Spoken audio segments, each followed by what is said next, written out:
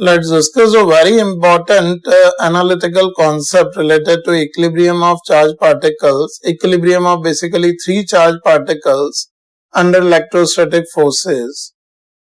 You can just keep one thing in mind that if three charged particles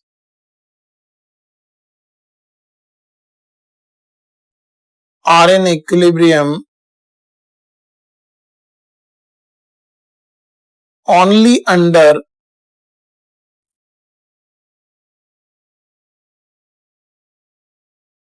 electrostatic forces, then it is possible only if the very first statement is the three charges must be collinear. These must be in a straight line, like say these three charges are placed on the same line, then only these can be in equilibrium. Like for example, there is a charge minus Q1, there's plus Q2 and there's minus Q3. Then it may be possible that onto this charge minus Q1, this minus Q3 will exert a repelling force and this plus Q2 will exert an attractive force, and these may get balanced each other. Similarly, on this Q2, the force exerted by Q1 and Q3 will balance, and similarly on Q3, it can also be balanced. Another point which is also a fact is the three charges must not be of same sign. If these are of same sign, it is quite obvious that they'll repel and these can never be in equilibrium.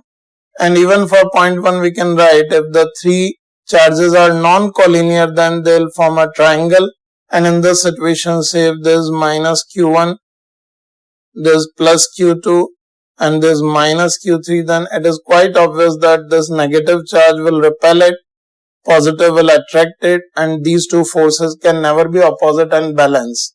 So it is obvious that these must be collinear as well as these must not be of same sign.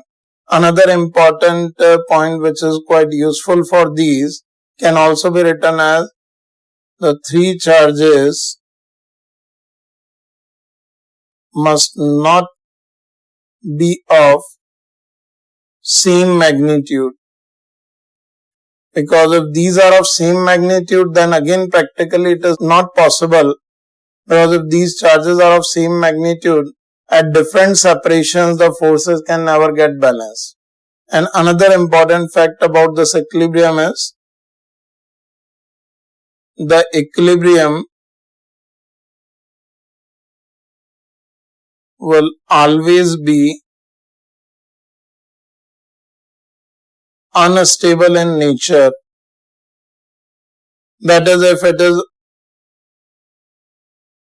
only under electrostatic forces, if there is an equilibrium only under electrostatic forces, then it will always be unstable in nature, because if we slightly disturb any of these charges, the force on all these three charges will get disturbed, and because of which the charges will start moving away from the equilibrium position. That's why we can say it is always unstable in nature. For various kind of numerical and conceptual problem, this phenomena is quite useful. So you should always keep this concept in your mind again to handle different kind of problems.